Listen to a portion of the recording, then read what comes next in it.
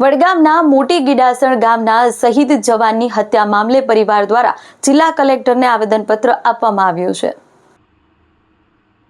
શહીદ જવાનની હત્યા મામલે પૂર્વ સૈનિક કલ્યાણ સંઘ અને શહીદ જવાનના પરિવાર દ્વારા જિલ્લા કલેક્ટરને આવેદનપત્ર અપાયું છે। ઘટનાને સમય વીત્યા બાદ પણ નિષ્પક્ષ તપાસ અને કાર્યવાહી ન થતાં આવેદનપત્ર પાઠવ્યું છે।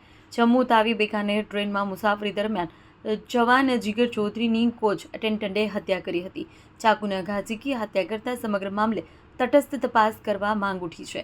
આ ઘટનામાં માત્ર એક જ શખ્સ નહીં પરંતુ અન્ય લોકોની પણ સંડોવણી હોવાના આક્ષેપો સાથે તપાસની માંગ કરાઈ છે। વહેલી તકે તપાસ કરી યોગ્ય કાર્યવાહીની માંગ સાથે પૂર્વ સૈનિક કલ્યાણ સંઘે માંગ કરી છે। તમારા મીડિયાનો ખૂબ ખૂબ મારો આભાર।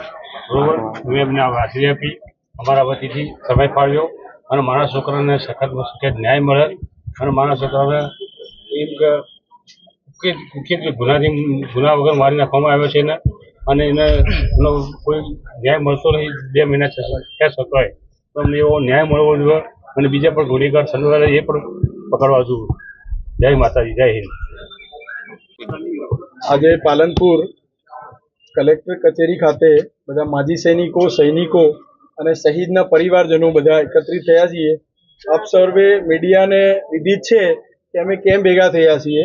અમારા એક સૈનિક જીગરભાઈની જે ટ્રેનની અંદર નિર્મમ હત્યા કરવામાં આવી છે, તો અત્યાર સુધી 2 નવેમ્બરથી લઈ હજુ સુધી એ આરોપી ઉપર હજુ સુધી કોઈ સખ્ત કાર્યવાહી કરવામાં નથી આવી। તો અમારો એક સવાલ છે કે સરકાર અત્યાર સુધી શું કરી રહી છે।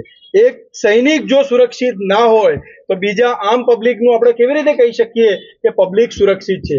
આજે આવા જે હત્યારાઓ છે એ લોકોને એને સમયે પકડી અને 24 કલાકની અંદર ફાંસીએ લટકાવી દેવા જોઈએ। એવો એક ઉદાહરણ, એક દાખલો આપવો જોઈએ જેથી કરી અને સૈનિકોના પરિવારને ન્યાય મળે અને પબ્લિકને એક વિશ્વાસ થાય કે હા, સરકારે ખરેખર આ હત્યારાને સજા કરી, ફાંસી આપી, અમને એક ન્યાય આપ્યો છે। તો અમારી મીડિયાના માધ્યમથી ખાલી એક જ અરજી છે કે સરકાર આના ઉપર તરત કડક કાર્યવાહી કરે અને જે પણ હત્યારાઓ આમાં સામેલ છે, સાજિશ રચી છે, એમને તરત જ ફાંસી આપવી જોઈએ। બસ એ જ અમારી માંગ છે। જય હિન્દ, જય ભારત। ઓકે,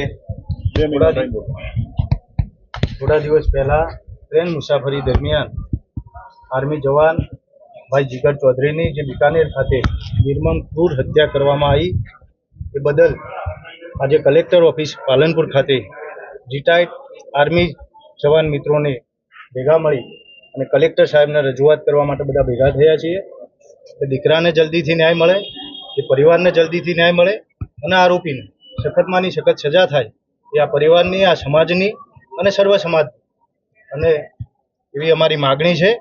તો જલ્દીમાં જલ્દી ચાર્જશીટ રજૂ થાય અને ગુનેગારને કડકમાંની કડક, સખતમાંની સખત સજા થાય એ જ અમારી માગણી અને લાગણી છે। સરકાર પર અમને ભરોસો છે અને રાજસ્થાન સરકારને પણ આ મીડિયાના માધ્યમથી વિનંતી છે કે આ દેશના આર્મી જવાન ઉપર આ હુમલો થયો છે એટલે બહુ ગંભીરતાથી આની નોંધ લઈ અને પરિવારને અને દીકરાને ન્યાય મળે એ જ અપેક્ષા સાથે આપ સૌનો આભાર।